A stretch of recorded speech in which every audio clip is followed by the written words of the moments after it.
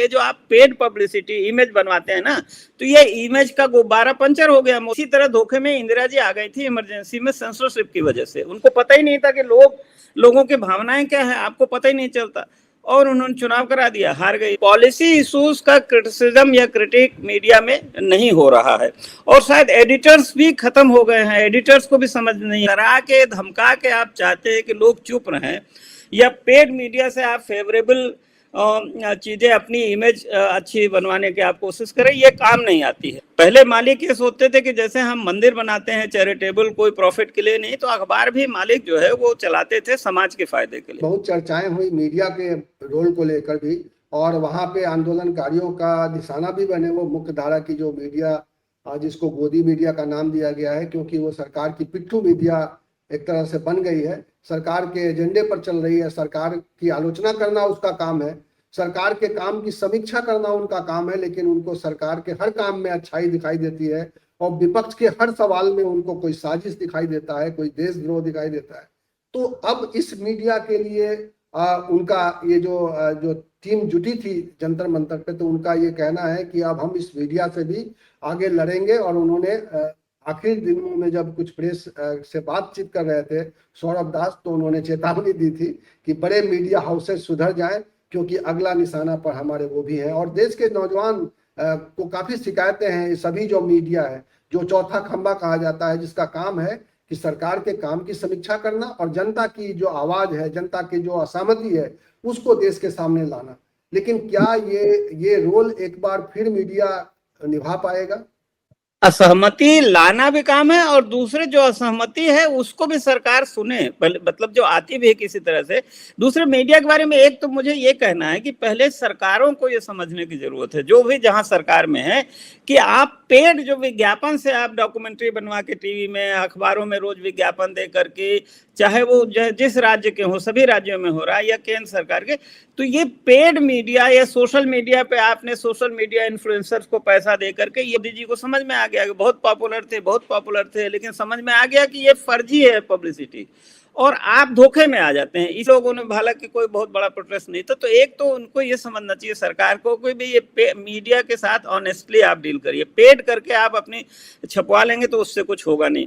कुछ हाँ media houses को बड़ा फायदा हो जाता है। दूसरे हमारे मीडिया में एक तो ये कमी है ही है कि सारी जो मीडिया बड़े बड़े हाउसेस हैं वो कारपोरेट फंक्शनिंग की वजह से, शेयर बाजार की वजह से सब खरीद लिए हैं अडानी ने, अंबानी ने, या बहुत जगहों पर, या उनके, और भी एक सीरियस क्राइसिस है कि जो विज्ञापन है वो सारा अब गूगल और ट्विटर और फेसबुक उधर जा रहा है, सारा टेक कंपनियों को जा रहा है। अखबारों के साथ जो पब्लिक जनरल विज्ञापन, कमर्शियल भी नहीं आ रहा, तो अखबार भी सरकारी विज्ञापन पे बहुत आश्रित हो गए हैं चलाने के लिए। दूसरा यह है कि मीडिया हाउसेस जो है उनके और बिजनेस है, अदर बिजनेस की वजह से, तो वो सरकार की चाटुकारिता, चापलूसी तो करते ही करते हैं। एक मुझे लगता है कहीं ना कहीं जो हमारी वर्किंग में, कॉम्पिटेंस में भी एक प्रॉब्लम है, कि जैसे आप याद कीजिए आज से 15 साल 20 साल पहले तो हम लोग बड़े आराम से इशू बेस्ड जो भी करते थे, पॉलिसी इश्यूज पे भी बहुत सारा काम मीडिया में होता था। तो एक तो समस्याएं जो ग्रास रूट की हैं लोगों को नहीं पता चलती। अब जिलों जिलों में एडिशन निकल गए, फतेहपुर का अखबार अलग फतेहपुर में रह गया, बाराबंकी का बाराबंकी में रह गया, तो राजधानी के अखबार चाहे दिल्ली, लखनऊ या पटना में, उनमें तमाम पूरे प्रदेश की जो समस्याएं हैं, प्रॉब्लम्स है, वो नहीं आती, रिफ्लेक्ट नहीं होती। एक दूसरे जो हमारे एडिटोरियल टीम है, अब ये बच्चे जो आ रहे हैं, इनको वो कमिटमेंट सोशल और पॉलिटिकल नहीं है, पॉलिसीज की समझ नहीं है, पॉलिसी इश्यूज की समझ नहीं है कि किन पॉलिसीज की वजह से, चाहे हाउसिंग में प्रॉब्लम हो, चाहे एजुकेशन में प्रॉब्लम हो, चाहे स्वास्थ्य में प्रॉब्लम है। तो जमाना था कि जो बड़े एडिटर्स थे तो वो अपने कॉलम से, अपने एडिटोरियल से सरकारों को सचेत भी करते थे कि भाई ऐसा होना चाहिए, और दूसरे जो नीचे से जो तमाम समस्याएं या प्रॉब्लम्स होती थी वो आती थी सतह पे, तो सरकार भी जागरूक होती थी।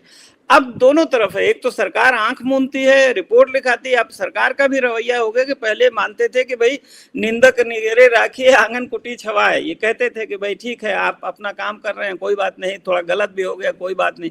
अब क्या है कि जरा सा कोई गलती होती है तो रिपोर्टर पे ही मुकदमा लग दिया जाता है, जेल भेज दिया जाता है। तो ये जो, और दूसरे मीडिया में भी ये जरूरत यह है कि पहले अच्छे जो पढ़े लिखे लोग, पीएचडी करके, एमए करके, अलग अलग सब्जेक्ट में, कोई अर्थशास्त्र में, कोई इतिहास में, कोई भूगोल भूगोल में कोई कहीं आता था तो उनको समाज की भी समझ होती थी, इश्यूज की भी समझ होती थी, पॉलिसीज की समझ होती थी।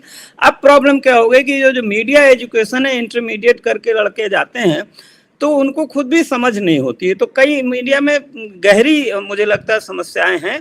कुछ हमारी कॉम्पिटेंस भी नहीं है हमारे अंदर, जो मीडिया की मैन पावर है, और दूसरे सरकार का जो डरा धमका के काम लेने का तरीका है। पीएमओ से रोज मैसेज आता है 11 बजे कि आज इस विषय पर चर्चा करेंगे और ये डिबेट होगी, और सरकार के ही लोग एक्सपर्ट बन के डिबेट में भी बैठते हैं।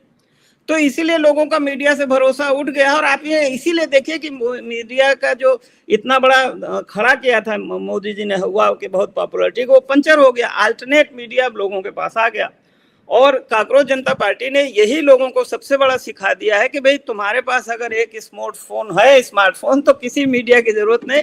इसी स्मार्टफोन के जरिए हर कोई अब पत्रकार है, हर कोई ब्रॉडकास्टर है, हर कोई वो है वो। लेकिन ये जरूरी है, इसके बावजूद सीरियस जर्नलिज्म की जरूरत है। जैसा कि आज आप सुबह एक मैगजीन के बारे में कह रहे थे कि भी उस मैगजीन में सीरियस इन्वेस्टिगेटिव जर्नलिज्म है, तो वो भी, उसका भी एक स्कोप है और उसमें खर्चा लगता है। अगर सीरियस इन्वेस्टिगेटिव जर्नलिज्म करना है किसी इशू पे तो खर्चा भी लगता है और मालिक का सपोर्ट चाहिए।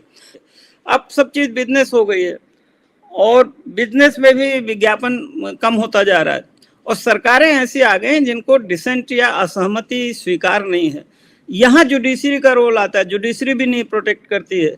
तो उसका नतीजा कुल मिला के ये होता है कि इतना ज्यादा अंदर लोगों के घुटन बढ़ती चली जाती है, असंतोष बढ़ता जाता है कि ये मौका मिला, एक कांग्रेस जनता पार्टी ने एक अवसर दिया और पूरे देश में वो ज्वालामुखी की तरह विस्फोट हो गया।